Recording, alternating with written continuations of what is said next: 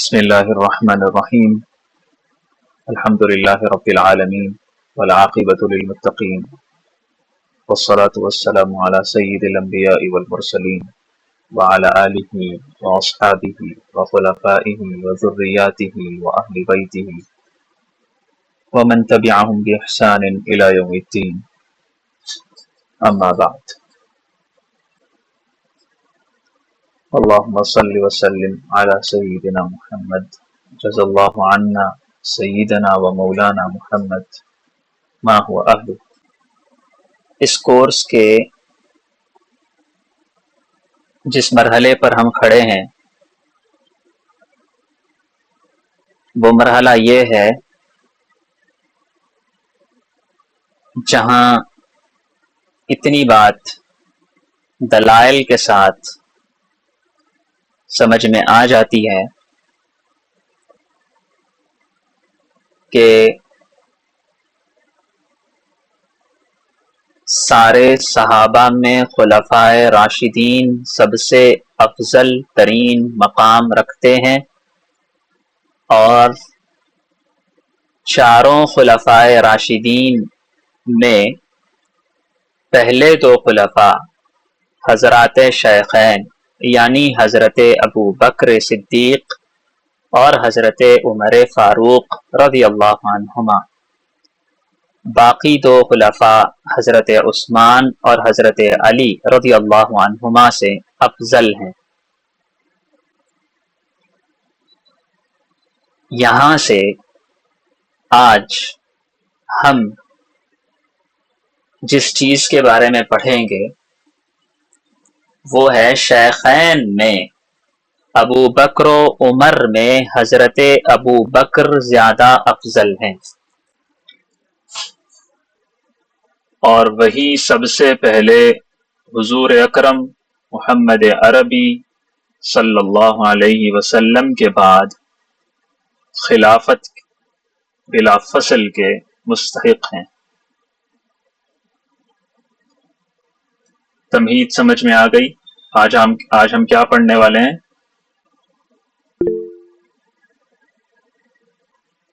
آج کے ہمارے لیکچر کا نام ہے اثبات افضلیت صدیق اکبر رضی اللہ عنہ، یعنی ابو بکر صدیق رضی اللہ عنہ کی سارے خلفائے راشدین بلکہ شیخین میں بھی افضلیت کی دلیل، اور اس بات کو ہم ثابت کریں گے۔ قرآن کریم اور دین اسلام کی تسلیم شدہ باتوں سے یہ بات ثابت ہے کہ نبی کے بعد سب سے بڑا درجہ صدیق کا ہوتا ہے۔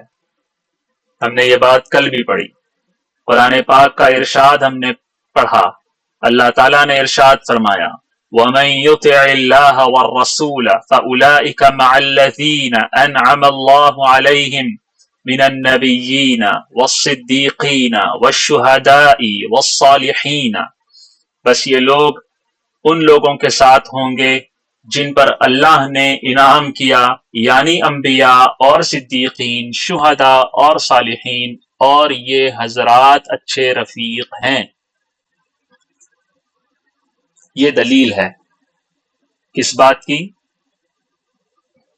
نبوت کے بعد سب سے بڑا درجہ صدیقیت کا ہوتا ہے۔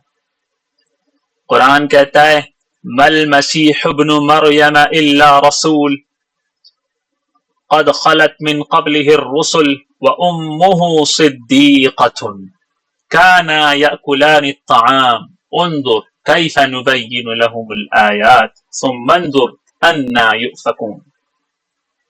سورۃ المائدہ آیت نمبر 75۔ ترجمہ کیا ہے؟ مسیح بن مریم تو صرف اللہ کے رسول ہیں، اور ان سے پہلے بہت سارے رسول گزر چکے ہیں، اور ان کی ماں صدیقہ ہیں۔ مقام صدیقیت پر فائز ہے جو نبوت کے بعد سب سے بڑا مقام ہوتا ہے۔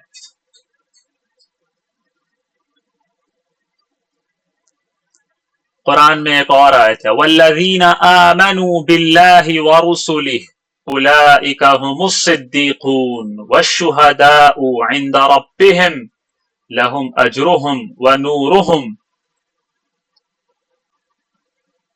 والذین کفروا وکذبوا بآیاتنا اولئک اصحاب الجحیم۔ ترجمہ کیا ہے؟ اور جو لوگ ایمان لائے اللہ تعالی پر اور اس کے رسولوں پر وہی لوگ صدیق اور شہید ہیں ان کے رب کے نزدیک۔ اس سے پتہ چل رہا ہے کہ نبوت کے بعد جو دوسرا مقام ہوتا ہے اس کا ذکر کیا گیا اور وہ ہے صدیقیت۔ احادیث صحیحہ مہاجرین و انصار کے اتفاق کے ساتھ یہ بات ثابت ہے کہ حضرت ابو بکر صدیق رضی اللہ عنہ مقام صدیقیت پر فائز ہیں۔ اس بات کو ائمہ اہل بیت نے یعنی حضور کے گھر والوں نے، ان میں بڑے بڑے لوگوں نے بے شمار دفعہ کہا ہے۔ حضرت علی رضی اللہ عنہ نے اپنے زمانہ خلافت میں برسر منبر کہا ہے کہ حضرت ابو بکر صدیق ہیں، لہذا یہ بات ثابت ہوئی کہ حضرت نبی پاک صلی اللہ علیہ وسلم کے بعد بغیر کسی فاصلے کے خلافت کے مستحق کون ہیں؟ ابو بکر ہیں۔ اس کو اصطلاح میں کہا جاتا ہے خلافت بلا فصل۔ ایک ہوتی ہے خلافت بالفصل۔ خلافت بالفصل کا مطلب خلیفہ تو ہیں لیکن ڈائریکٹ فوراً نہیں ہے، فوراً بعد نہیں ہے۔ یہ ایک بات ہے کہ خلیفہ ہیں اور خلیفہ بھی بغیر کسی فاصلے کے فوراً نبی کے بعد خلیفہ بننا، ایسی خلافت کو خلافت بلا فصل کہا جاتا ہے، جس کے درمیان میں، جس کی خلافت اور نبوت کے زمانے کے درمیان میں کوئی فاصلہ نہ ہو۔ ہمارا عقیدہ ہے کہ حضرت ابو بکر صدیق رضی اللہ عنہ کی خلافت خلافت بلا فصل ہے۔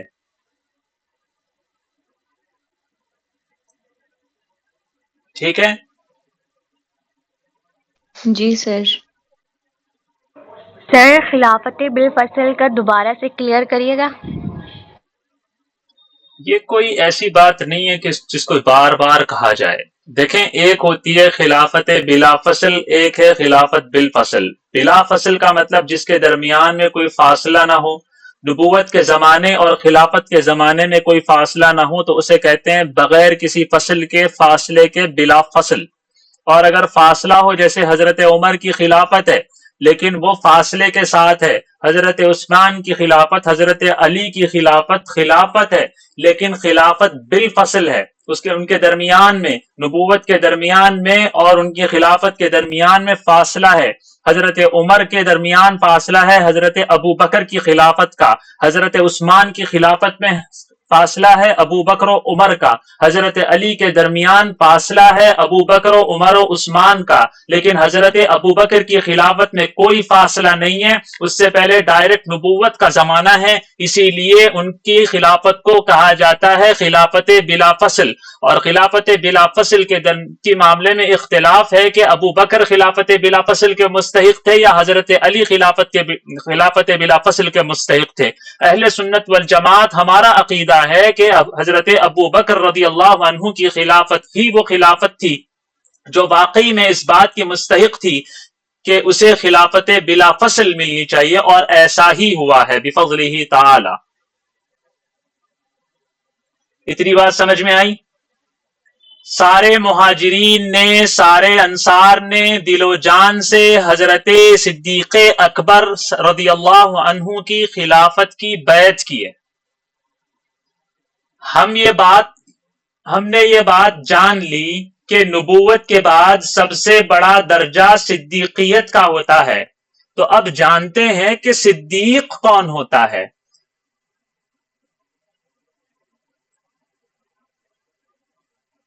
کون سا وہ شخص ہے, کیا وہ صفات ہیں جس سے مقام صدیقیت عطا ہوتی ہے. صاحب کتاب نے لکھا ہے صدیق وہ شخص ہوتا ہے جس کے ظاہر و باطن میں صدق سرایت کر جائے. اس درجے صدق سرایت کر گیا ہو کہ اس کے اندر ذرہ برابر بھی کذب کی, جھوٹ کی گنجائش ہی باقی نہ رہی ہو. وہ کسی بات کو نہ جھوٹ کہہ سکتا ہو, نہ کسی بات کو جھٹلا سکتا ہو. وہ صرف اور صرف سچی بات کرے گا اور سچی بات کی تصدیق کرے گا. ایسا اس کے اندر صدق سرایت کر گیا ہو. ایسی تصدیق کرے گا کہ بغیر کسی توقف کے, بغیر کسی سوچ و بچار کے, بغیر کسی معجزے کے طلب کرنے کے, بغیر کسی صحبت و ہم نشینی کے, پہلی دفعہ اور اول وہلہ میں ہی پیغمبر صلی اللہ علیہ وسلم کی رسالت کی تصدیق کرنے والے کو صدیق کہا جاتا ہے. اس کے لیے یہ نہیں ہوتا کہ وہ پہلے معجزہ دیکھے, کرامات دیکھے, دلائل دیکھے اور پھر تصدیق کرے. ساتھ وقت گزارے, صحبت اختیار کرے, پھر وہ تصدیق کرے. تھوڑا سا غور و فکر کرے, سوچے عقل میں آ رہی ہے یا نہیں آ رہی, پھر میں تصدیق کروں گا. نہیں, صدیق وہ شخص ہوتا ہے جس کے ظاہر و باطن میں صدق اس درجے سرایت کر گیا ہو کہ اس کے اندر ذرہ برابر بھی کذب کی گنجائش ہی باقی نہ رہی ہو. یہ ہے صدیق کی تعریف, مقام صدیقیت کی تعریف. جب ہم نے صدیق کی تعریف پڑھ لی ہے اور سمجھ لیا ہے کہ وہ کون سی صفات ہیں جو صدیق میں ہوتی ہے, تو اب ذرا حضرت علی رضی اللہ عنہ کے بارے میں سنیے. عن ابی یحییٰ رحمہ اللہ تعالی سمع علیا یحلف لانزل اللہ تعالی اسم ابی بکر رضی اللہ عنہ من السماء صدیقا. مستدرک حاکم کی روایت ہے کہ ابو یحییٰ رحمہ اللہ تعالی تابعی کہتے ہیں کہ انہوں نے حضرت علی ابن ابی طالب کو رضی اللہ عنہ قسم کھا کر یہ بات کہتے ہوئے سنا ہے کہ اللہ تعالی نے ابو بکر کا نام صدیق آسمانوں سے اتارا ہے. حضرت علی کہہ رہے ہیں, وہ بھی قسم کھا کے, یحلف, سمع علیا یحلف, حلف اٹھاتے ہوئے کہہ رہے ہیں, لانزل اللہ تعالی اسم ابی بکر رضی اللہ عنہ من السماء, لانزل اللہ تعالی من السماء اسم ابی بکر صدیقا. اللہ اکبر کبیرا. کون کہہ رہا ہے؟ حضرت علی کہہ رہے ہیں. اور پتہ بھی ہے مستدرک کسے کہتے ہیں؟ میں نے روایت یہ پیش کی ہے مستدرک حاکم کی. حاکم نیشاپوری بڑے محدث گزرے ہیں, ان کی کتاب ہے المستدرک. المستدرک کس کتاب کو کہتے ہیں؟ جس کو بخاری کا بخار چڑھا ہوا ہے. او ذرا سنو, جو لوگ کہتے ہیں کتاب ہمیں حدیث چاہیے بخاری کی, بخاری کا بخار جس کو چڑھا ہوتا ہے صرف بخاری, صرف بخاری, صرف بخاری. زیادہ سے زیادہ مسلم سن لیں گے, اچھا ٹھیک ہے.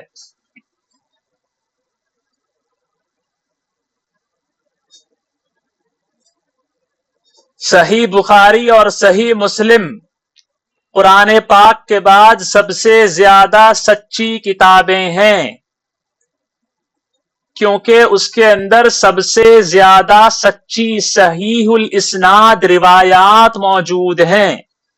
بات یہ ہے کہ حضرت امام بخاری رحمہ اللہ تعالی نے یہ طے کیا, یہ سوچا, اللہ تعالیٰ نے ان کے دل میں یہ الہام فرمایا کہ بہت ساری احادیث ہیں، ان احادیث میں سے کچھ ایسی احادیث کو جمع کیا جائے جن کی سند میں کسی قسم کی کوئی خلل واقع نہ ہوئی ہو، جو انتہا درجے کی صحت کے حامل ہوں۔ انہوں نے کچھ شرطیں رکھی، میں ان حدیثوں کو لوں گا۔ شرطوں کا مطلب انہوں نے ایک ضابطہ بنایا، کچھ ضوابط انہوں نے طے کیے کہ میں صرف انہی احادیث کو لوں گا جو ان شرطوں پر اترتے ہوں، کیونکہ وہ شرطیں اتنی زیادہ کڑی اور سخت تھی کہ ہر صحیح حدیث اس شرط پر پوری اترے ضروری نہیں تھا۔ یہ مطلب نہیں تھا کہ صرف اور صرف وہی احادیث صحیح ہیں جو امام بخاری نے یا امام مسلم نے اپنی کتاب میں شامل کی ہو۔ امام بخاری کی صرف ایک کتاب نہیں ہے، التاریخ الکبیر کے نام سے بھی امام بخاری کی کتاب ہے، بہت ساری صحیح احادیث خود حضرت امام بخاری نے اس کے اندر نقل کی ہیں جو صحیح البخاری میں موجود نہیں ہیں۔ الادب المفرد کے نام سے امام بخاری نے ایک حدیث کی مستقل کتاب لکھی ہے جس کے اندر بہت ساری روایات صحیحہ ایسی ہیں جو صحیح البخاری میں موجود نہیں ہیں۔ بات یہ ہے کہ امام بخاری نے یہ طے کیا تھا کہ وہ اصح الاسانید کو، صحیح سندوں میں سے بھی سب سے زیادہ صحیح روایات جو ہوں گی سند کے اعتبار سے، میں ان کو اس کتاب میں شامل کروں گا، اور کتاب کا نام رکھا الجامع المختصر، مختصر۔ کئی لاکھ صحیح حدیثوں میں سے کچھ کو انہوں نے جمع کیا، لیکن واقعہ یہ ہوا کہ ان کی شرطوں پر اترنے والی بہت ساری حدیثیں ان سے رہ گئیں۔ ایسا نہیں ہے کہ صرف وہی حدیثیں جو امام بخاری کی شرط پر اترتی ہوں وہ ساری کی ساری صحیح البخاری میں انہوں نے شامل کر دی، اس کے علاوہ کوئی حدیث نہیں ہے، ایسا نہیں ہے۔ ان کے بعد آنے والے حضرت امام مسلم اور حضرت امام بخاری جیسے بڑے جلیل القدر محدثین کے بعد حاکم نیشاپوری جیسے محدث پیدا ہوتے ہیں، انہوں نے حدیثوں کو پڑھا ہے، حدیثوں کو سمجھا ہے، سندوں سے واقف ہے، اسماء رجال کے فن سے واقف ہے، انہوں نے ساری سندوں کے ضابطوں کو، ان کی شرائط کو پڑھا ہے، سمجھا ہے، پرکھا ہے۔ اس کے بعد انہوں نے دیکھا کہ ایسی بہت ساری احادیث ہیں جو امام بخاری اور امام مسلم کے شرط پر اترتی ہیں، لیکن وہ احادیث ان دونوں کتابوں میں موجود نہیں ہے۔ تو انہوں نے ایک کتاب شروع کی لکھنا، جمع کرنا اس کے اندر احادیث، جس کا نام انہوں نے رکھا المستدرک۔ المستدرک اس چیز کو کہا جاتا ہے جو تلافی کے طور پر کی جا رہی ہو۔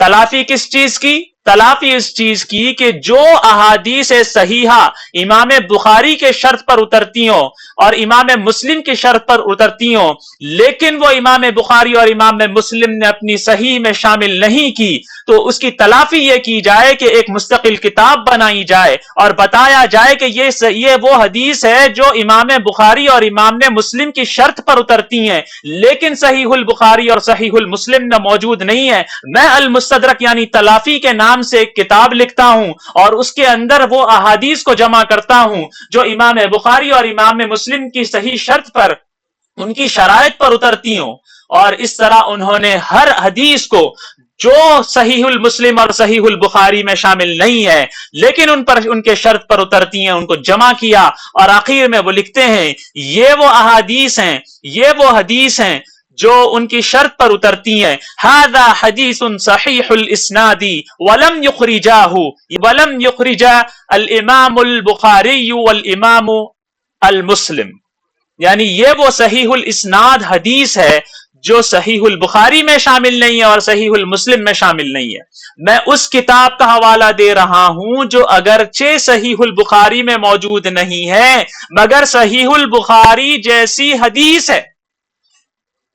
ضروری نہیں ہے کہ صرف صحیح البخاری میں موجود ہو تو وہ حدیث صحیح ہو.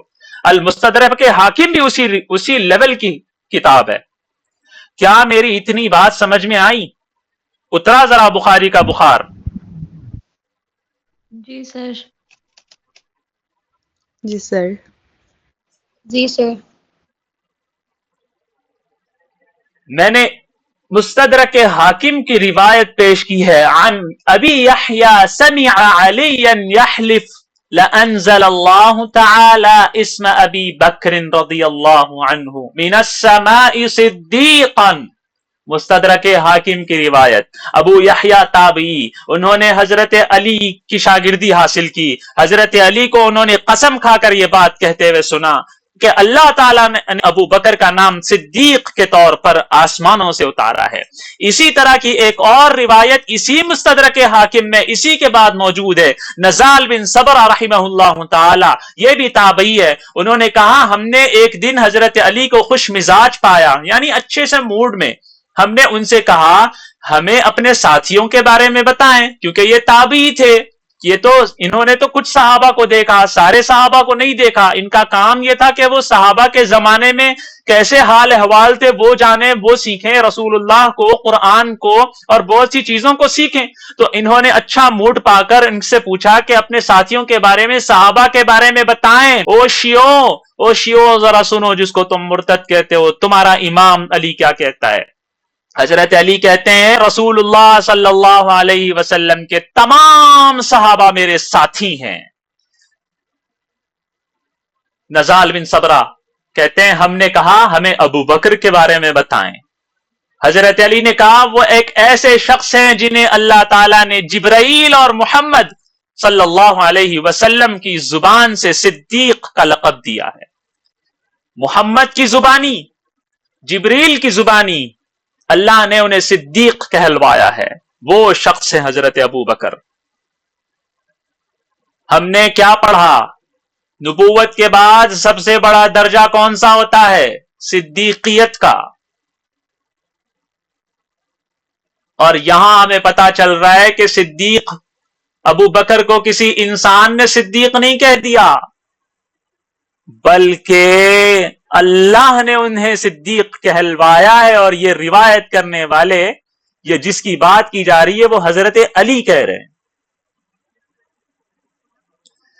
ان کو صدیق کا لقب کب ملا؟ حضرت عائشہ صدیقہ رضی اللہ عنہا بتاتی ہیں عن عائشہ رضی اللہ عنہا قالت لما اسری بالنبي صلى الله عليه وسلم الى المسجد الاقصى اصبح يتحدث الناس بذلك فارتد ناس ممن كان آمنوا به وصدقوه وسعوا بذلك الى ابي بكر رضي الله عنه فقالوا هل لك الى صاحبك يزعم انه اسري به الليلة الى بيت المقدس قال اما قال ذلك قالوا نعم قال ذلك لقد صدق. آئے ہائے ہائے، صدیق کا مطلب جب سمجھ میں آ جاتا ہے نا، اللہ اکبر. قال او تصدقه انه ذهب الليلة الى بيت المقدس وجاء قبل ان يصبح قال نعم انی لأصدقه فيما هو ابعد من ذلك اصدقه بخبر السماء في غدوة او روحة فذلك سمي ابو بکر الصدیق. هذا حدیث صحیح الاسناد ولم یخرجاه. مستدرک حاکم ہی کی روایت ہے. آخر میں کہہ دیا ہے امام حاکم نیشا پوری نے کہ یہ صحیح الاسناد ہے اس شرط پر جو امام بخاری نے لگائی اور امام مسلم نے لگائی، لیکن ان کی کتاب میں یہ تخریج نہیں ہوئی، یہ کتاب میں ان کی شامل نہیں ہو سکی. کیا ہے بھائی وہ حدیث؟ حضرت عائشہ رضی اللہ عنہا نے کہا جب نبی پاک صلی اللہ علیہ وسلم کو رات کے وقت مسجد اقصی لے جایا گیا، یعنی واقعہ اسراء ہوا، صبح میں حضور نے بتایا تو لوگ اس کے بارے میں باتیں کرنے لگے. کچھ لوگ جو ان پر ایمان لائے تھے، ان کی تصدیق کی تھی، وہ مرتد ہو گئے کہ یہ کیسا شخص ہے، ہم اس کی بات مانتے تھے ٹھیک ہے، لیکن اب تو یہ ایسی ایسی باتیں کرنے لگ گیا. اس کے بارے میں لوگ باتیں کرنے لگ گئے کہ ایسے ایسے کہہ رہے ہیں محمد کہ ان کو ایک ہی رات میں یہاں سے فلسطین لے جایا گیا، مسجد اقصی میں لے جایا گیا. لوگ یہ باتیں کرتے کرتے گئے ابو بکر کے پاس. ابو بکر سے کہا کیا آپ نے اپنے ساتھی کو کہتے ہوئے سنا ہے، کچھ سنا ہے، کیا دعویٰ کر رہے ہیں وہ کہہ رہے ہیں کہ انہیں راتوں رات مسجد بیت المقدس کی سیر کرائی گئی ہے. ابو بکر اس وقت موجود نہیں تھے، وہ جب آئے تھے تو ان سے پوچھا گیا تھا، یہ بتایا گیا تھا کہ تمہارا ساتھی ایسے کہہ رہا ہے محمد. ابو بکر نے کہا کیا انہوں نے ایسا کہا ہے؟ تو سب نے کہا ہاں انہوں نے ایسا کہا ہے. ابو بکر نے کہا اگر انہوں نے ایسا کہا ہے تو وہ یقیناً سچ ہے. لوگ حیران ہو کر پوچھتے جا رہے ہیں کیا آپ اس بات کی تصدیق کرتے ہیں کہ وہ راتوں رات بیت المقدس گئے اور صبح ہونے سے پہلے واپس بھی آ گئے؟ لوگ ان سے حیران ہو کے پوچھ رہے ہیں یہ کیسا شخص ہے جو ایسی ناقابل اعتبار بات پر بھی یقین کر رہا ہے. حضرت ابو بکر نے جواب دیا، ذرا جواب سنو. ہاں میں ان کی اس سے بھی زیادہ بعید باتوں کی تصدیق کرتا ہوں، یعنی یہ تو کچھ بھی نہیں ہے، اس سے بھی زیادہ اگر کچھ بولیں تو میں اس پر بھی یقین کر لوں گا. ان کی آسمانی خبروں پر صبح شام میں تصدیق کرتا رہتا ہوں، یہ کوئی نئی بات نہیں ہے میرے لیے. جب ابو بکر نے ایسے تصدیق کی، نہ دلیل پوچھی، نہ جا کے اب حضور صلی اللہ علیہ وسلم اس سے پوچھا کہ کیا آپ نے ایسا کہا ہے، کیا واقعی ایسا ہوا ہے، لوگ ایسی باتیں کر رہے ہیں آپ کے بارے میں، نہیں نہیں نہیں نہیں. انہوں نے بس کہہ دیا کہ اگر محمد نے یہ کہا ہے تو میں اس کی تصدیق کرتا ہوں. کتنا صدق ان کے اندر صلاحیت کر گیا تھا ہوگا، ذرا اندازہ لگاؤ. یوں ہی تو اللہ تعالیٰ نے ان کے لیے صدیق کا لقب آسمانوں سے نہیں اتار دیا، اور یوں ہی ان کے لیے حضرت علی جیسا عادل انسان قسم نہیں کھا رہا.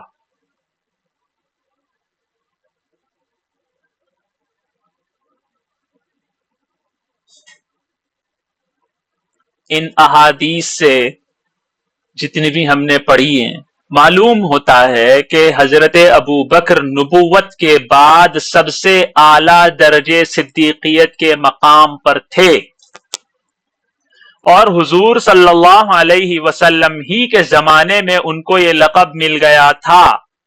حضرت علی کے فرمان کے مطابق انہوں نے قسم کھا کر ان کے لیے یہ لقب آسمانوں سے اتارا گیا ہے بتایا ہے. اور یہ باتیں حضرت ابو بکر کے لیے ان کی افضلیت کی واضح دلیل ہے. اس کے علاوہ حق تعالی شانہ نے قرآن کریم میں حضرت ابو بکر صدیق رضی اللہ عنہ کو رسول اللہ صلی اللہ علیہ وسلم کا ثانی بتایا ہے. کتنی بہترین آیت ہے وہ. اعوذ باللہ من الشیطان الرجیم الا تنصروه فقد نصره الله اذ اخرجه الذين كفروا ثاني اثنين اذ هما في الغار اذ يقول لصاحبه لا تحزن ان الله معنا فانزل الله سكينته عليه وايده بجنود لم تروها وجعل كلمة الذين كفروا السفلى وَكَلِمَةُ اللَّهِ هِيَ الْعُلْيَا وَاللَّهُ عَزِيزٌ حَكِيمٌ. سورۃ التوبہ آیت نمبر 40. ترجمہ کیا ہے؟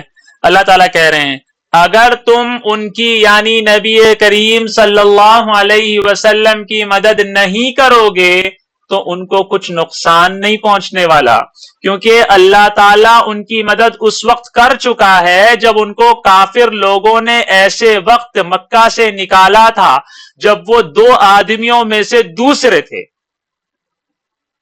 جب وہ دونوں غار میں تھے، جب وہ اپنے ساتھی سے کہہ رہے تھے غم نہ کرو اللہ ہمارے ساتھ ہے. چنانچہ اللہ نے ان پر اپنی طرف سے تسکین نازل فرمائی اور ان کی ایسے لشکروں سے مدد کی جو تمہیں نظر نہیں آئے، اور کافر لوگوں کا بول نیچا کر کے دکھا دیا اور بول تو اللہ کا ہی بالا ہے، اللہ کا ہی بول بالا ہے، اور اللہ اقتدار کا بھی مالک ہے اور حکمت کا بھی مالک ہے۔ اس آیت میں ہمیں دیکھنا ہے ثانی اثنین کے اوپر۔ اس آیت سے بھی حضرت ابو بکر رضی اللہ عنہ کی افضلیت اور ان کا مقام ثابت ہوتا ہے۔ رسول اللہ صلی اللہ علیہ وسلم کی سب سے زیادہ مدد اور نصرت حضرت ابو بکر نے کی ہے۔ جب کوئی نہیں تھا تو حضرت ابو بکر حضور صلی اللہ علیہ وسلم کے ساتھ تھے۔ قرآن نے بھی ان کو کہا کہ حضور کے بعد سب سے بڑا مرتبہ، حضور کے بعد دوسرا مرتبہ حضرت ابو بکر صدیق ہی کا ہے۔ غار میں کتنے لوگ تھے؟ 2 لوگ تھے۔ پہلا کون ہے؟ پہلے درجے کا کون ہے؟ محمد صلی اللہ علیہ وسلم۔ اس کے بعد دوسرا درجہ کس کا ہے وہاں پر؟ کون ہے دوسرا؟ ابو بکر ہے، ابو بکر ہیں۔ کمال کی بات ہے۔ اس سے پتہ نہیں چل رہا کہ حضور کے بعد سب سے بڑا درجہ کس کا ہے؟ سب سے بڑی افضلیت کی دلیل نہیں ہے یہ؟ بالکل ہے۔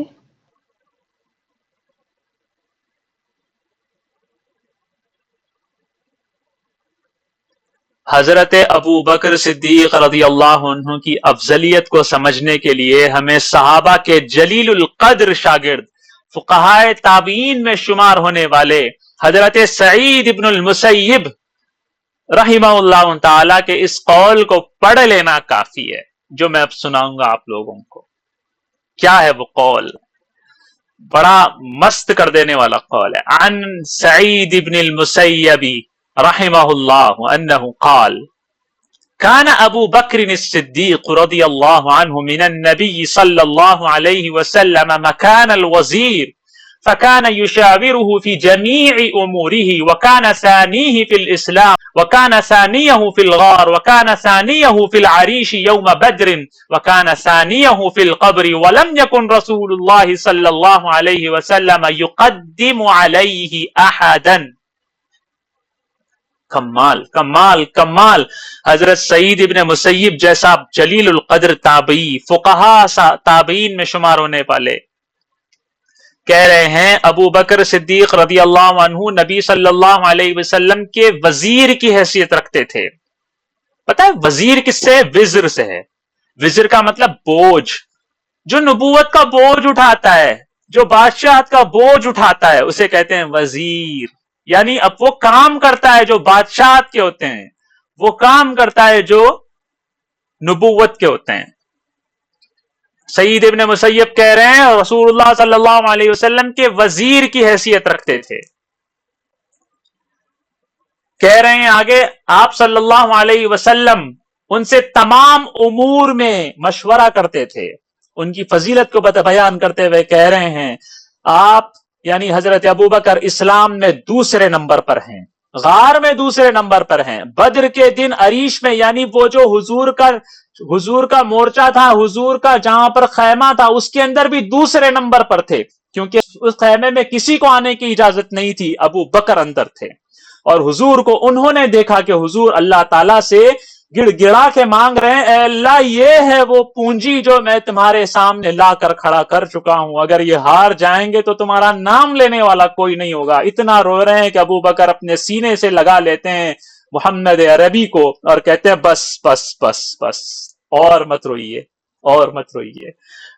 سعید ابن مسیب کیا کہہ رہے ہیں؟ غار میں دوسرے، بدر کے دن عریش میں دوسرے، قبر میں بھی دوسرے۔ اللہ اکبر، قبر میں بھی حضور کے بعد جانے والے ابو بکر ہیں۔ اور آگے کہہ رہے ہیں اخیر میں رسول اللہ صلی اللہ علیہ وسلم نے کسی کو ابو بکر پر مقدم نہیں کیا۔ کہاں لکھا ہوا ہے؟ المستدرک علی الصحیحین للحاکم النیزابوری، جلد نمبر 4 صفحہ نمبر 5، کتاب معرفت الصحابہ कान अबू बकर सिद्दीक मिन नबी मकान अल वजीर, छपी भी है दारुल मारिफा से, देख लीजिए जाके जिसको देखना हो। इतनी बड़ी दलील है, अंदाजा लगा सकते हो आप हजरत अबू बकर सिद्दीक का मकाम क्या है। ऐसा मकाम था उनका सहाबा के नजदीक, ताबीन के नजदीक।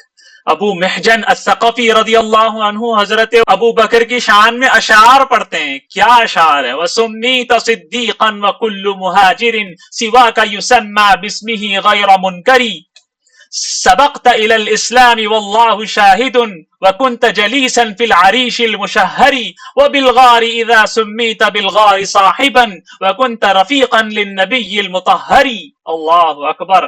तर्जुमा सुनिए। और आपको सिद्दीक का लक़ब दिया गया, आपको सिद्दीक का लक़ब दिया गया, सब आपको सिद्दीक कहते ही जान जाते हैं, और आपके सिवा हर मुहाजिर सहाबी को अपने नाम से जाना जाता है बगैर किसी इनकार के। ये बात साबित है। अल्लाहु अकबर। सहाबी खुद कह रहा है। आगे कह रहे हैं आप इस्लाम में सबसे पहले दाखिल होने वाले, और इस बात पर अल्लाह गवाह है कि आप इस्लाम में सबसे पहले दाखिल हुए, और आप ही अरीश में मशहूर साथी थे। सबको पता है कि हुजूर जब अकेले थे मैदान बद्र में तो अंदर आपके साथ सिर्फ अबू बकर थे, और गार में भी हुजूर के साथी हैं, और आपको गार में भी हुजूर का साथी कहा गया कुरान ने। और आप तो नबी पाक सल्लल्लाहु अलैहि वसल्लम के रफीक थे। क्या प्यारे अशार है। वसुम्मीत सिद्दीक़न व कुल्लु मुहाजिरिन सिवाका युसम्मा बिस्मिही गैर मुनकरी, सबक़त इलल इस्लामी वल्लाहु शाहिदुन व कुन्तु जलीसन फिल अरीशिल मुशहहरी व बिल गारि इज़ा सुम्मीत बिल गारि साहिबन व कुन्त रफ़ीक़न लिन्नबिय्यिल मुतहहरी। अल्लाहु अकबर। सहाबी के अशार हैं, सहाबी के अशार हैं। ये सारी बातें जो मैंने आप लोगों को बताई हैं, इन सब से पता चलता है कि हजरत अबू बकर सारे सहाबा में सबसे ज्यादा अफजल थे, और सिर्फ सहाबा में नहीं बल्कि खुलफाए सलासा उमर, उस्मान, अली समेत कोई हजरत अबू बकर से अफजल नहीं था।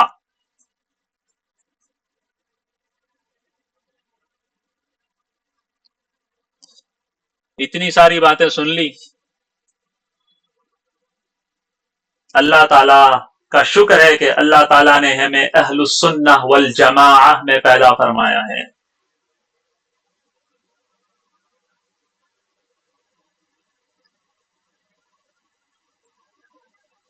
ये सारी बातें तो मैंने बहुत सुनी, बहुत सुनी, बहुत सुनी।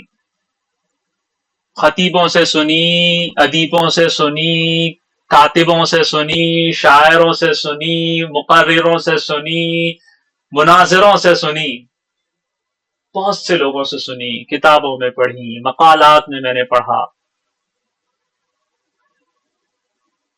लेकिन कल मैंने जब शाह वलीउल्लाह मुहद्दिस दहलवी की किताब इज़ालतुल खिफा अन खिलाफतिल खुलफा पढ़ी, वल्लाह वल्लाह वल्लाह मैं अश करता रह गया जब मैं इस दलील पर पहुंचा। सुनना चाहते हो आप लोग? जी जी जी सर। एक मुसलमान के नजदीक कुरान से बड़ी कोई दलील नहीं होती। वैसे तो दूसरी अहादीस, दूसरी कुरानी आयात हैं, जैसे अभी मैंने बताया, जिनसे साबित है कि हजरत अबू बकर अफजल हैं। लेकिन जिस अंदाज में शाह वलीउल्लाह मुहद्दिस दहलवी ने बता दिया है कि अबू बकर किस तरह अफजल है अल्लाह के नजदीक, अल्लाहु अकबर, अल्लाहु अकबर। बस उसके लिए गौर से सुनो।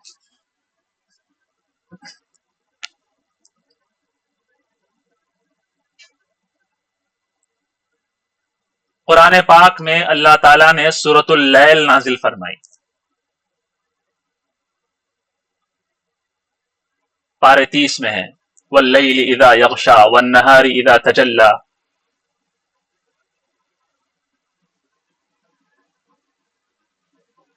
चलिए हम इस सूरत को देखते हैं, इसका तर्जुमा पढ़ते हैं, फिर आगे बढ़ते हैं। इस सूरत में اللہ تعالیٰ نے ارشاد فرمایا فَأَنذَرْتُكُمْ نَارًا تَلَظَّىٰ،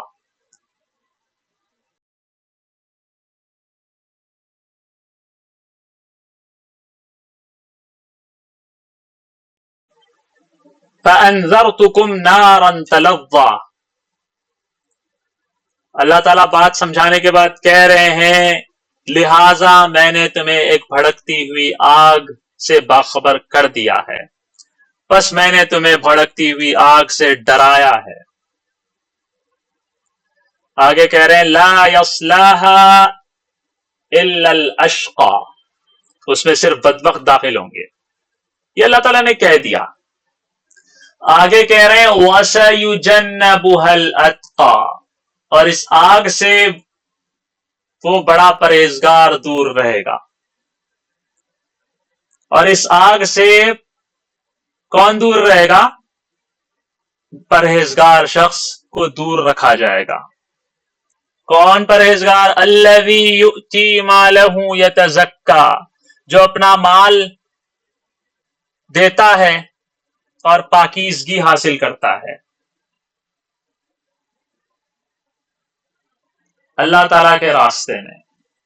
وَمَا لِأَحَدٍ عِندَهُ مِن نِعْمَةٍ تُجْزَى، حالانکہ اس پر کسی کا کوئی احسان نہیں تھا جس کا وہ بدلہ دیتا مال کے ذریعے سے۔ پھر مال کس لیے دیتا ہے؟ اللہ تعالیٰ کہہ رہے ہیں إِلَّا ابْتِغَاءَ وَجْهِ رَبِّهِ الْأَعْلَى، وہ تو صرف اپنے پروردگار کی خوشنودی اور رضامندی حاصل کرنے کے لیے دیتا ہے جس کی سب سے اونچی شان ہے۔ وَلَسَوْفَ يَرْضَىٰ، اور ان قریب خوش ہو جائے گا، وہ شخص ان قریب بہت خوش ہو جائے گا۔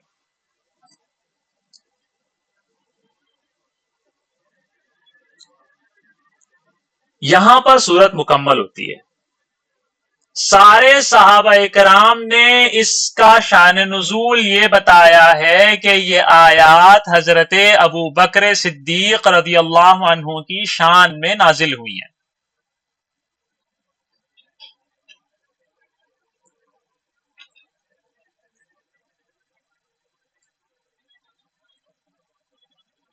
ابھی آدھی دلیل ہے جناب، ابھی دیکھو تو صحیح،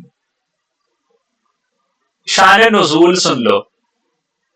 یہ صورت اسلام کی ابتدائی زمانے میں نازل ہوئی۔ کب نازل ہوئی یہ صورت؟ سورۃ اللیل حضور صلی اللہ علیہ وسلم کی ابھی بعثت کے ابتدائی عرصے چل رہے تھے، اس وقت نازل ہوئی، جب کفار مکہ مسلمانوں کو تکلیفیں دیا کرتے تھے۔ عقبہ بن ابی معیط اور امیہ بن خلف، یہ دو مشرکوں نے حضرت بلال کو بہت تکلیفیں یہ دے رہے تھے، ان کو تپتی ہوئی ریت پر لٹا کر سزا دینے لگے تھے۔ وہ اس حالت میں برابر احد احد کہتے جاتے تھے۔ حضور صلی اللہ علیہ وسلم کا گزر جب ان کے پاس سے ہوا، حضور نے ان کو اس حالت میں دیکھا تو حضور نے ان کو تسلی دے کر فرمایا آپ کو احد احد کہنا نجات دلا دے گا۔ پھر حضور صلی اللہ علیہ وسلم غمگین تھے، ظاہر سی بات ہے، وہ پھر حضرت ابو بکر صدیق رضی اللہ عنہ کے پاس گئے اور ان کو بتایا کہ بلال کو اللہ کے واسطے عذاب دیا جا رہا ہے، یعنی انہوں نے اسلام قبول کر لیا، اس واسطے ان کو عذاب دیا جا رہا ہے۔ تو حضرت ابو بکر صدیق رضی اللہ عنہ نے ایک رتل بھر سونا، اور مختلف روایات میں ہے کہ بہت زیادہ انہوں نے مال لیا، اور اس مال کے ذریعے سے حضرت بلال رضی اللہ عنہ کو ان دونوں مشرکوں سے انہوں نے خرید لیا۔ تو مشرکوں نے کہا، ان کو خرید کر انہوں نے آزاد کر دیا۔ تو مشرکوں نے کہا کہ حضرت ابو بکر نے یہ کام یوں ہی نہیں کیا ہے، ایسے خرید کر یوں ہی آزاد نہیں کر دیا ہے، بلکہ ضرور بلال کا ان پر کوئی احسان ہوگا۔ اور اسی طرح یہ بات ہے، جب یہ بات ہے تو یہاں پر اس کا جواب قرآن دے رہا ہے، اس کا جواب قرآن دے رہا ہے، کہاں ہے؟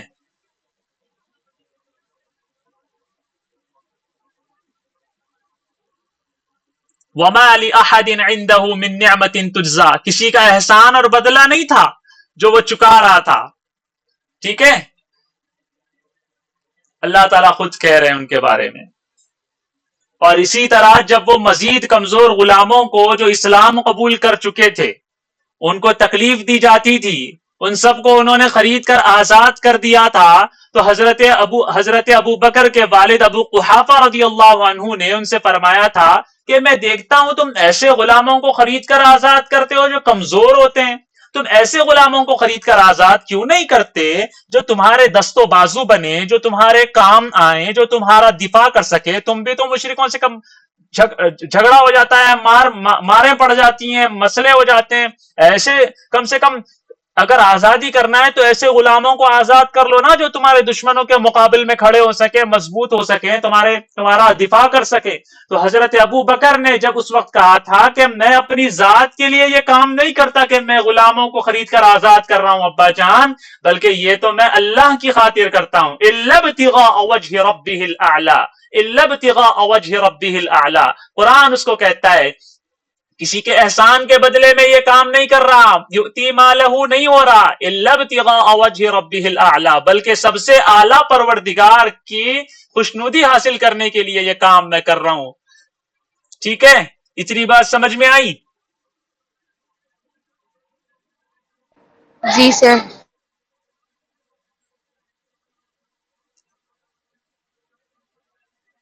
اللہ اکبر.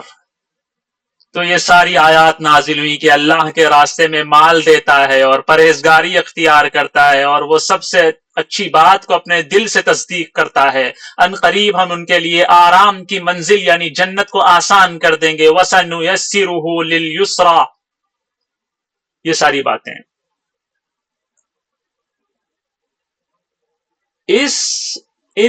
ان آیات کو ہم نے سن لیا، اس کا شان نزول ہم نے سن لیا، ہم نے یہ معلوم کر لیا کہ حضرت ابو بکر کے بارے میں نازل ہوئی ہیں. اتنا سب کو پتا چل گیا؟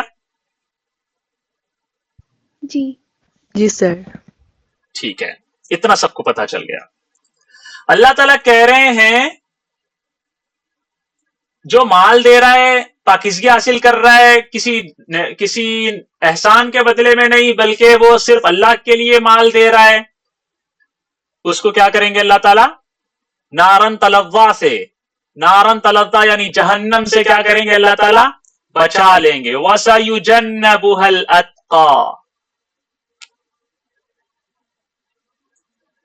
یہ یہاں پر فَأَنذَرْتُكُمْ نَارًا تَلَظَّىٰ، اس کی کچھ آیات کے بعد اللہ تعالیٰ نے کیا کہا کہ وہ الاتقا کو بچا لیں گے، جہنم سے الاتقا کو بچا لیں گے. اب یہاں الاتقا سے مراد ہر وہ شخص ہو سکتا ہے جو دوسروں سے زیادہ متقی ہو. مطلب اللہ تعالیٰ ایسے کہہ رہے ہیں، اس کا ایک مطلب تو سب کے لیے ہو سکتا ہے. ہر وہ شخص جو زیادہ متقی ہوگا اسے جہنم سے بچا لیا جائے گا، جو جتنا متقی ہوگا وہ اتنا جہنم سے بچا لیا جائے گا. لیکن جیسا کہ ہم نے ابھی پڑھا ہے کہ یہ آیات حضرت ابو بکر کی شان میں نازل ہوئی ہیں، تو اس حوالے سے حضرت ابو بکر اس آیت کے سب سے اولین مصداق ہوئے یا نہیں ہوئے؟ ہاں جی، حضرت ابو بکر کی شان میں نازل ہوئی تو الاتقا سے مراد سب سے پہلے ابو بکر ہیں اور اس کے بعد پھر باقی جو بھی ہوں. ٹھیک ہے، ایک بات تو یہ ہے کہ اس سے ہر متقی شخص مراد ہے، جو جتنا متقی ہوگا وہ اتنا زیادہ جہنم سے بچا لیا جائے گا. اور الاتقا میں سب سے زیادہ پہلا مصداق جس کے اوپر جس کے واسطے ہی یہ آیات نازل ہوئی ہیں وہ ابو بکر ہیں. اس طرح سے. اور صحابہ اکرام کہتے ہیں کہ الاتقا سے مراد وہ تو صرف ابو بکر ہیں. کیا پتا چلا؟ پتا یہ چلا کہ اللہ تعالیٰ نے ابو بکر کو قرآن میں کس نام سے بلایا؟ بولو. متقی. بالکل. کیا لفظ کیا استعمال کیا؟ اتقا. الاتقا. الاتقا. ہم اتقا کو جہنم سے بچا لیں گے. اللہ تعالیٰ نے حضرت ابو بکر کو کس نام سے بلایا؟ بولو. الاتقا. یہ ضروری ہے بولنا، بہت ضروری ہے، یوں ہی نہیں بلوا رہا میں. جب اللہ تعالیٰ نے حضرت ابو بکر کو کہا ہے کہ وہ کیا ہیں؟ الاتقا ہیں.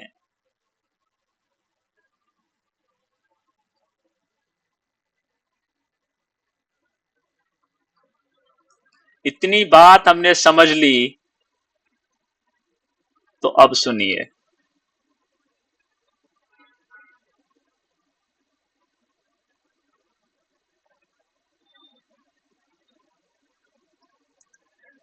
قرآن میں ایک آیت ہے، اس کے اندر اللہ تعالیٰ کہہ رہے ہیں کہ یہ جو قبائل بنائے گئے ہیں، یہ جو ذات پات ہے، یہ کس وجہ سے ہے؟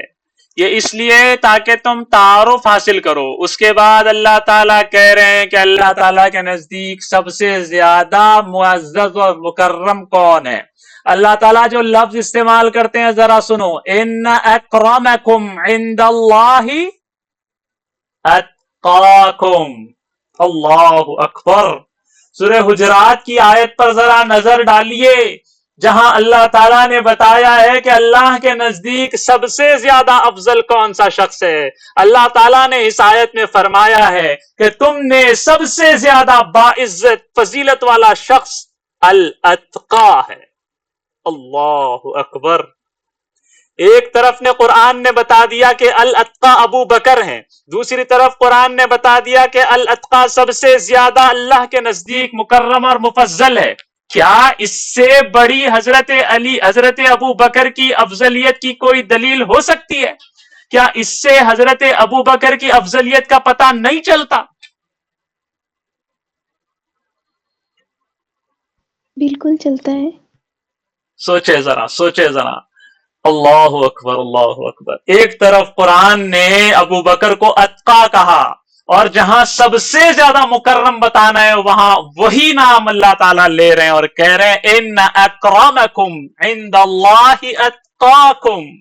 تم میں سے سب سے زیادہ باعزت میرے نزدیک، اللہ کے نزدیک، وہ تم میں سے سب سے زیادہ اتقا ہے. ان اکرمکم عند اللہ اتقاکم. یقیناً اس کا معنی یہ ہے کہ جو سب سے زیادہ پرہیزگار ہوگا وہ اللہ کے نزدیک زیادہ مکرم اور زیادہ مفضل ہوگا. لیکن جہاں اللہ نے حضرت ابو بکر کو الاتقا کہا تو اس کا مطلب یہ ہے کہ نبوت کے بعد سب سے زیادہ اتقا کون ہے؟ ابو بکر ہیں. کمال دلیل ہے یہ، کمال دلیل. قرآن سے زیادہ بہترین دلیل کیا ہو سکتی ہے؟ قربان جاؤں میں، قربان جاؤں میں، قربان جاؤں میں ابو بکر صدیق کی صداقت پر، ان کے تقوی پر، ان کی شان پر، ان کی فضیلت پر، ان کے مرتبے پر، ان کی صدیقیت پر، ان کی صحبت پر، ان کی خلافت پر، ان کی شجاعت پر، ان کی بہادری پر، ان کی فقاہت پر، ان کی صداقت پر، اور قربان جاؤں میں شاہ ولی اللہ محدث دہلوی جیسی عظیم شخصیت کی درایت اور فقاہت پر. کیا دلیل پیش کی انہوں نے. اللہ اکبر، اللہ اکبر. اس اللہ کا شکریہ جس نے ہمیں یہ دلیل سمجھائی، ہماری چھوٹی سی ناپاک سی زندگی میں ایک پاکیزہ چیز سمجھائی. اللہ کا شکریہ. اللہ تعالیٰ نے ہمیں حق دکھایا، باطل سے بچایا. اللہ کا شکر ہے. کیا دلیل ہے، کیا دلیل ہے. وَسَيُجَنَّبُهَا الْأَتْقَى. ان قریب ہم بچا لیں گے اتقا کو جہنم سے.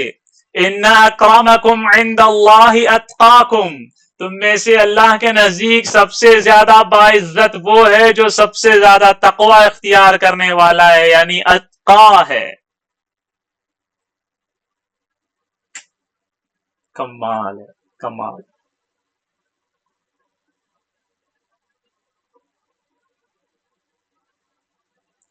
دلیل سمجھ میں آئی آپ لوگوں کو؟ جی سر. اللہ اللہ اللہ.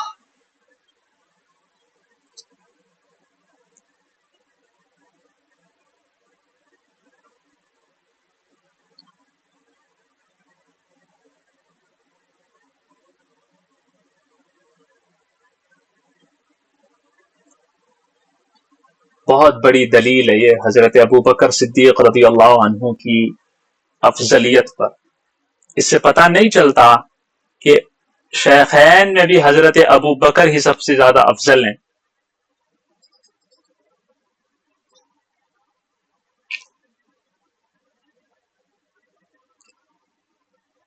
یہ تھی ایک دلیل حضرت ابو بکر کی افضلیت پر.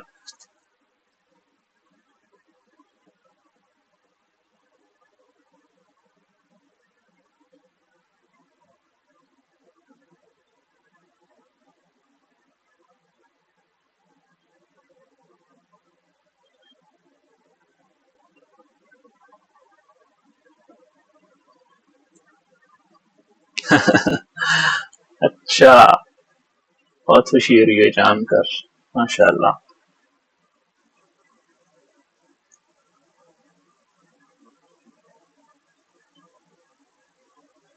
بالکل، قرآن پاک کی تفسیر قرآن پاک ہی سے.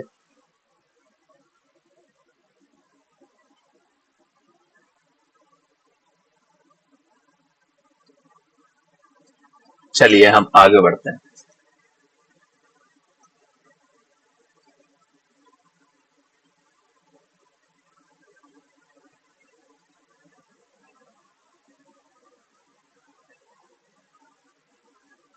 حضرات شیعہ کے نزدیک امام، مسجد کا امام جو نماز کا امام ہوتا ہے، وہ صرف ایسا شخص بن سکتا ہے جو سب سے زیادہ افضل ہو، سب سے زیادہ اشرف ہو.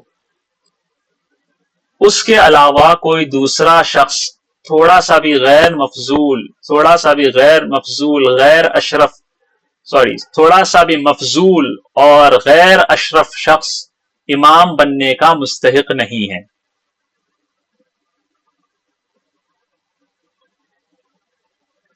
ان کے نزدیک غیر افضل، غیر اشرف شخص امام بنانا جائز ہی نہیں ہے. اہل سنت والجماعت کے نزدیک افضل یہی ہے کہ بہتر شخص، افضل شخص کو ہی امام بنایا جائے، لیکن غیر افضل شخص کی امامت بھی جائز ہے اہل سنت والجماعت کے نزدیک. شیعہ تو یہی کہتے ہیں نا کہ افضل شخص ہی امام ہو، غیر افضل شخص کی امامت جائز ہی نہیں ہے. تو باتیں سمجھ میں آ گئی؟ جی بالکل. جی. سرور کائنات محمد عربی صلی اللہ علیہ وسلم نے مرض الوفات میں حضرت ابو بکر کو نماز کا امام مقرر کیا اور امامت میں اپنا نائب اور قائم مقام بنایا. صحابہ نے اس بات کو سمجھ لیا کہ جس کو نبی نے ہماری آخرت کے لیے پسند کیا، یعنی نماز کے لیے پسند کیا، وہ بلا شبہ ہماری دنیا کی امامت کے لیے بدرجہ اولا پسندیدہ ہوگا. جب ہماری آخرت والے امور میں حضور صلی اللہ علیہ وسلم نے امام بنا دیا تو دنیا کے امور میں تو وہ بدرجہ اولا امام ہوگا. سارے صحابہ کو یہ بات سمجھ میں آ گئی تھی. حضرت علی کرم اللہ وجہہ ہمیشہ ان کے پیچھے نمازیں پڑھتے رہے، اور کبھی بھی حضرت علی نے خلفاء کے زمانے میں بھی یہ نہیں فرمایا کہ خلافت اور امامت کا مستحق میں ہوں، نہیں کہا. اگر شیعہ حضرات ہی کی بات تھوڑی دیر کے لیے مان لی جائے کہ صرف اشرف اور افضل ہی امام بن سکتا ہے، تو حضرت علی کو کہنا چاہیے تھا ان کے مطابق کہ حضرت ابو بکر غیر افضل شخص ہیں اور ان کے پیچھے نماز جائز نہیں ہے. لیکن حضرت علی نے ایسا کہا ہی نہیں، بلکہ پیچھے نمازیں پڑھتے رہے. مطلب یہ ہے کہ ابو بکر افضل ہے نا، ورنہ حضرت علی تو کہہ دیتے کہ یہ غیر افضل شخص ہے، اس کے پیچھے نماز ہی جائز نہیں ہوتی.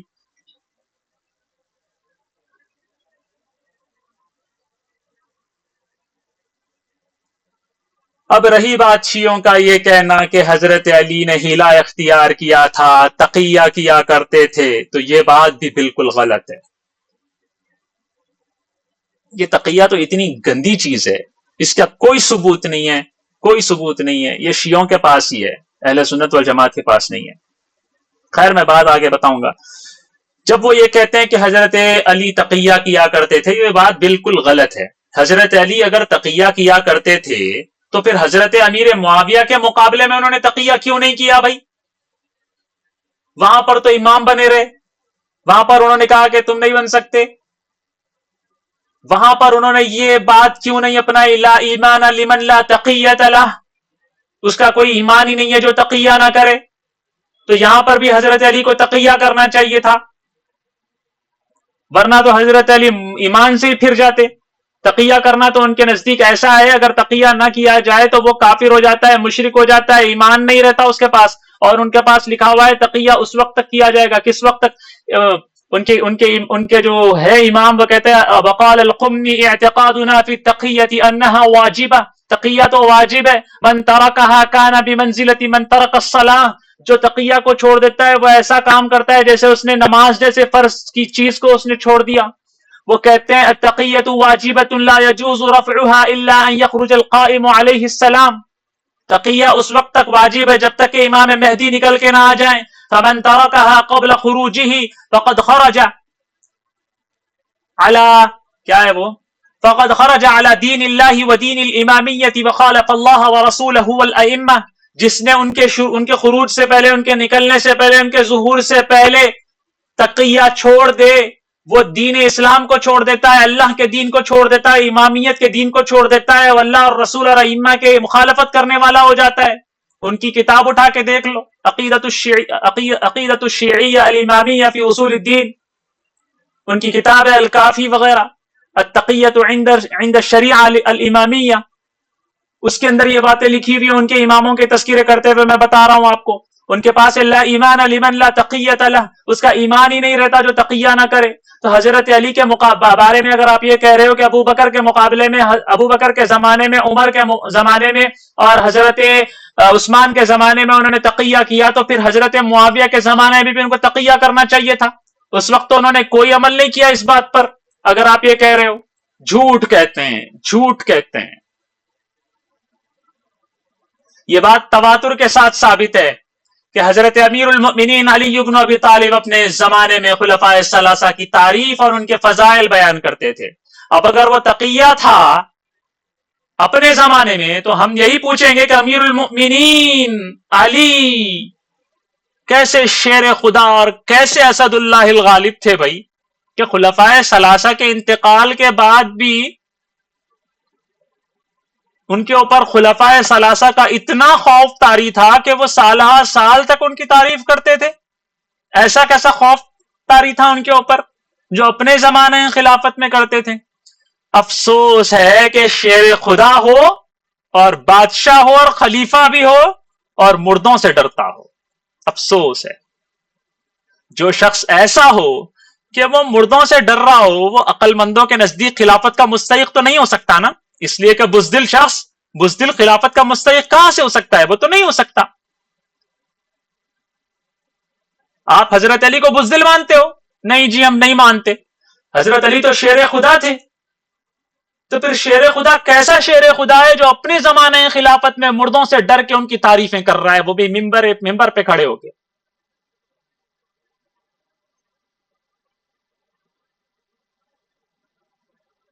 ایسا لگتا ہے حضرات شیعہ جن کے احوال بیان کرتے ہیں کہ وہ تقیہ کیا کرتے تھے علی، وہ کوئی اور علی ہوگا، شیر خدا علی کے بارے میں تو نہیں کہتے ہوں گے، ہے نا؟ وہ کسی اور علی کے بارے میں بول رہے ہیں کہ جو بزدل ہوگا، تقیہ کر رہا ہوگا مردوں سے بھی۔ حضرت علی شیر خدا کے بارے میں نہیں کہہ رہے ہوں گے بھائی، کوئی اور علی ہوگا وہ۔ پوچھ لیتے ہیں نا کسی شیعہ سے۔ چلیے آگے سنیے، حضرت فاروق اعظم رضی اللہ عنہ بھی حضرت علی، اب یہاں پر بات آ جاتی ہے، علی کی بات آ گئی نا، تو حضرت فاروق جو شیخین میں شامل ہیں ان کی بات سنیے، وہ بھی حضرت ابو بکر رضی اللہ عنہ کی خلافت کی دلیل افضلیت کی دیتے۔ کبھی وہ اس بات سے دیتے کہ ابو بکر کو حضور نے اپنی زندگی ہی میں امامت کے لیے طے فرما دیا تھا. یہ اس بات کی دلیل ہے کہ حضور کے بعد سب سے پہلے افضلیت کا مقام رکھنے والے ابو بکر ہیں اور وہی خلافت کے سب سے زیادہ مستحق ہیں. کون کہہ رہا ہے؟ ابو بکر کے لیے عمر فاروق کہہ رہے ہیں. کبھی امامت کی حدیث سے امامت جو حضور نے ان کو سپرد کی تھی اس سے دلیل دیتے ہیں، اور کبھی حضرت ابو بکر کے سوابق اسلامیہ سے استدلال کرتے ہیں کہ اسلام میں ہر طرح سے پہل کرنے والے وہ تھے. ٹھیک ہے، وہ ہمیشہ یہ بات ثابت کرتے رہتے کہ حضرت ابو بکر ہی حضور صلی اللہ علیہ وسلم کے بعد سب سے پہلے خلیفہ بننے کے مستحق تھے. اسی بات کو حضرت ابن عباس عبداللہ بن عباس رضی اللہ عنہ نقل کرتے ہیں کہ فاروق اعظم رضی اللہ عنہ صدیق اکبر کی خلافت کے موقع پر، یعنی جب خلافت کی بات چل رہی تھی، اس وقت یہی انہوں نے بیان فرمایا تھا. یاد دہانی کرتے ہوئے حضرت عمر فاروق نے سب سے پوچھا تھا، کیا ابو بکر ہم سب میں سب سے اکمل اور افضل نہیں ہے؟ کیا ہجرت کے وقت غار میں حضور صلی اللہ علیہ وسلم کے ساتھ ہونے کی خاص فضیلت اور شرف ان کو حاصل نہیں ہے جو کسی کو حاصل نہیں ہے؟ کیا حضرت ابو بکر ہم سب سے ہر ایک نیک کام میں پیش قدمی کرنے والے نہیں ہیں؟ یہ کہہ کر حضرت عمر فاروق نے حضرت ابو بکر رضی اللہ عنہ کے اپنا ہاتھ آگے بڑھایا اور بیعت کی. حضرت ابو بکر صدیق رضی اللہ عنہ کے دستے مبارک پر بیعت کی، اور اس کو دیکھ کر یکے بعد دیگرے سارے صحابہ نے حضرت ابو بکر کے ہاتھ پر بیعت کی. یہ سارے دلائل، یہ سارے واقعات جب ہم نے پڑھے، سنے، سمجھے تو یہ بات ہمارے سامنے بالکل صاف اور شفاف طور پر سامنے آ جاتی ہے کہ سارے انبیاء کے بعد، حضور صلی اللہ علیہ وسلم کے بعد سب سے زیادہ افضل ترین شخص جو اللہ کے نزدیک افضل ہیں، جو رسول اللہ کے پاس افضل ہیں، جو صحابہ کے نزدیک افضل ہیں، سارے ہی سارے صحابہ، سارے ہی سارے تابعین اور تبع تابعین، اولیاء اور فقہا کے نزدیک وہ صرف اور صرف ابو بکر صدیق ہیں. یہ ساری باتوں کا ہمارا خلاصہ ہے، ہمارا عقیدے کا حصہ ہے. یہ اہل سنت والجماعت کے عقیدے کا حصہ ہے، یہ ہمارے عقیدے کا حصہ ہے. اب اگر آپ لوگوں کا ذوق تازہ ہو تو ہم ایک چیز دیکھتے ہیں.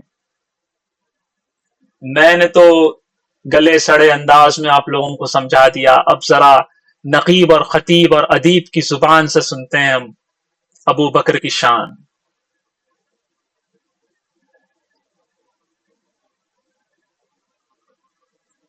جو سب سے بڑھ کر معتبر ابو بکر ابو بکر ابو بکر، ارے زبردست، ان سے بڑا معتبر انبیاء کے بعد کون ہو سکتا ہے؟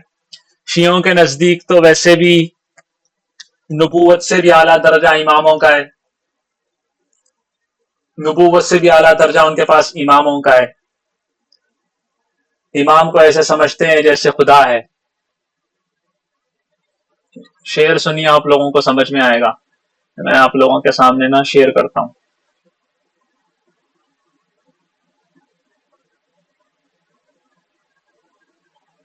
اسکرین نظر آ رہی ہے؟ جی آ رہی ہے.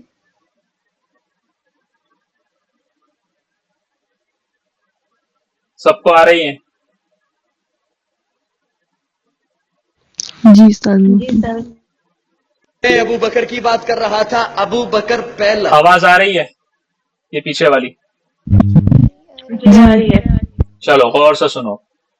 میں ابو بکر کی بات کر رہا تھا. ابو بکر پہلا، جس نے سب سے پہلے کلمہ پڑھا ابو بکر. جب سب سے پہلا صحابی کہلایا ابو بکر. جس نے سب سے پہلے مومن ہونے کا اعزاز پایا. بولتے رہو گے تو بات بنے گی. ابو بکر جو ہجرت میں سب سے پہلے ساتھ چلا ابو بکر ہے. جس نے سب سے پہلے اسلام کی تاریخ میں کعبے میں خطبہ دیا ابو بکر ہے. جس نے 40,000 دینار آقا کے قدموں پہ سب سے پہلے رکھے ابو بکر ہے. جس نے بلال کو آزاد کرایا ابو بکر ہے. جس نے عامر بن مغیرہ کو آزاد کرایا ابو بکر ہے. نبوت چل کے جس کے دروازے پہ گئی ہے ابو بکر ہے. آقا کو جس نے اپنے کندھے پہ اٹھایا ہے ابو بکر ہے. جو غار میں سب سے پہلے داخل ہوا ہے ابو بکر ہے. جو غار انصار میں سب سے پہلے باہر آیا ہے ابو بکر ہے، جسے قرآن نے ثانی اثنین کہا ہے ابو بکر ہے، جسے قرآن نے والذی جاء بالصدق کہا ہے ابو بکر ہے، جسے قرآن نے اذ یقول لصاحبہ کہا ہے ابو بکر ہے، جسے قرآن نے والذی جاء بالصدق کہا ہے ابو بکر ہے، جسے قرآن نے اولئک المتقون کہا ہے ابو بکر ہے، جس نے آقا کے کندھے پہ اٹھایا ہے ابو بکر ہے، جس نے آقا کو اپنی گود میں سلایا ہے ابو بکر ہے، جس نے سانپ کا ڈسنا برداشت کیا ہے ابو بکر ہے، جس نے آقا کو نہیں جگایا ہے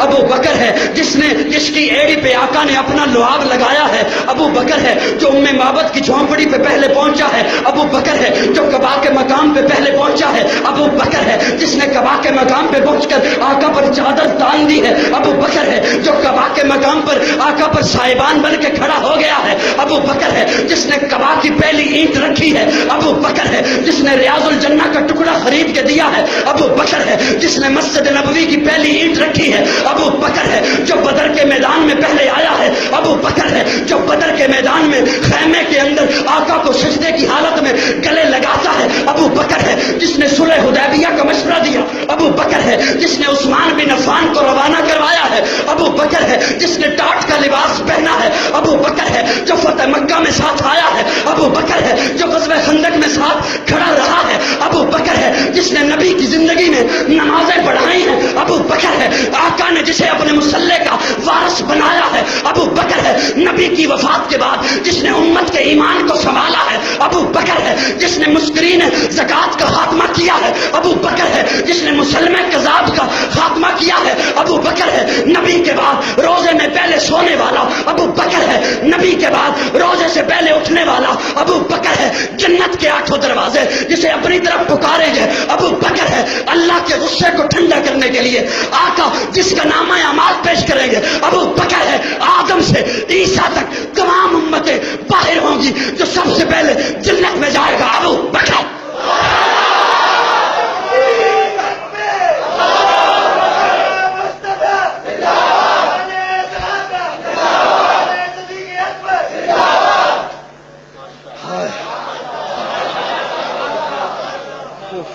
کون ابو بکر؟ کون ابو بکر؟ توجہ ہے، پہلا، بولو بولو، پہلا ابو بکر، پہلا، سارے محبت سے بولو، پہلا مومن، وہ پہلا مددگار اور پہلا صحابی، نبی نے جسے ہر قدم پر دعا دی، وہ افضل بشر بعد از انبیاء ہے، وہ جانے صداقت، وہ جانے وفا ہے، فرشتے اسی کی اداؤں پہ عاشق، اسی کی نمازوں دعاؤں پہ عاشق، نبیوں سے کم تر۔ میرا یہ جملہ شاید آپ نہ سمجھو لیکن وہ بڑا سنیے، یہاں پر کہنا چاہ رہے ہیں ایسے اشعار بڑے کمال کے ہوتے ہیں، یہ عقیدے کے نازک موڑ کو سامنے رکھتے ہوئے یہ اشعار بنائے جاتے ہیں، اور یہ ہر شاعر کا کام نہیں ہوتا۔ یہاں پر یہ کہہ رہے ہیں حضرت ابو بکر کی شان میں کہ حضرت ابو بکر انبیاء سے کم درجے کے ہیں، انبیاء سے کم درجے کے ہیں، وہ افضل بشر بعد از انبیاء ہے، وہ جانے صداقت، وہ جانے وفا ہے، افضل بشر ہے وہ، لیکن انبیاء کے بعد ہے۔ ایسا نہیں ہے کہ انبیاء سے بھی بڑا ہو جائے، انبیاء کی طرح ہو جائے، نہیں، اہل سنت والجماعت فرق مراتب جانتے ہیں، کس کو کس درجے پر رکھنا ہے وہ جانتے ہیں۔ افضل بشر بعد از انبیاء ہے، وہ جانے صداقت، وہ جانے وفا ہے۔ آگے کہہ رہے ہیں نبیوں سے کمتر، نبیوں سے تو کمتر ہے، لیکن وہ شیعو ذرا سنو، پہلا مددگار، پہلا صحابی، نبی نے جسے ہر قدم پر دعا دی، وہ افضل بشر بعد از انبیاء ہے، وہ جانے صداقت، وہ جانے وفا ہے، فرشتے اسی کی اداؤں پہ عاشق، اسی کی نمازوں دعاؤں پہ عاشق، نبیوں سے کمتر، نبیوں سے کمتر، اماموں سے اعلیٰ، نبیوں سے کمتر۔ نبی کون؟ نبیوں سے کمتر، اماموں سے اعلیٰ، محمد سے ہر دم وفا کرنے والا، بشر کی شرافت کا معیار ٹھہرا، صداقت کا اونچا وہ مینار ٹھہرا، وہ چلتا ہوا ایک باب حرم تھا، وہ سارے کا سارا تھا قرآن جیسا، خدا کے تھا ایک ایک فرمان جیسا، خدا اس پہ راضی ہوا وہ خدا پر، کہیں قدسی آمین اس کی دعا پر، وہی ثانی اس نے نکاح ہے مخاطب، اسی کے لیے ہیں بڑے سب مراتب، جھکاتا تھا نظریں عمر اس کے آگے، کھڑا ہو کے شام سحر اس کے آگے، وہ کتنا بڑا ہے خدا جانتا ہے، وہ کیسے بنا ہے خدا جانتا ہے۔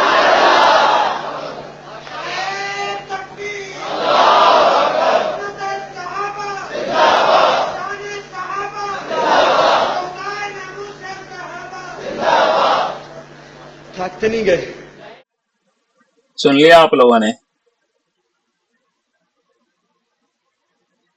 کیسے لگے اشعار آپ لوگوں جی کو؟ سر، بہت بہت اچھے۔ کیا کہا انہوں نے، ذرا سنا آپ نے؟ جب سب کے سب پریشان رہیں گے، اللہ تعالیٰ انتہائی درجے جلال میں رہیں گے، تو اس وقت اللہ تعالیٰ کے غصے کو ٹھنڈا کرنے کے لیے جس کا نامہ اعمال پیش کیا جائے گا وہ ابو بکر ہیں۔ اللہ اکبر! اللہ تعالیٰ کو حضرت ابو بکر کا نامہ اعمال پیش کیا جا رہا ہے کہ یہ دیکھیے آپ کا اللہ کا بندہ، آپ دیکھیں ذرا یہ کیسا ہے۔ اللہ تعالیٰ اسے دیکھ کر اپنے جلال کو، اس کے بعد نامہ اعمال کا سلسلہ شروع ہو رہا ہے۔ اللہ اکبر، اللہ اکبر! سنا آپ لوگوں نے کیا کہا انہوں نے؟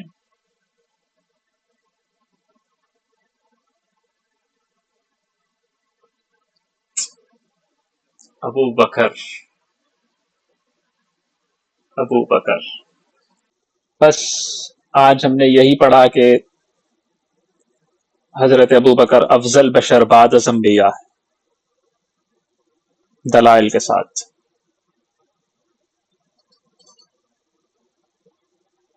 آج کے لیے اتنا کافی ہے۔ السلام علیکم ورحمۃ اللہ وبرکاتہ۔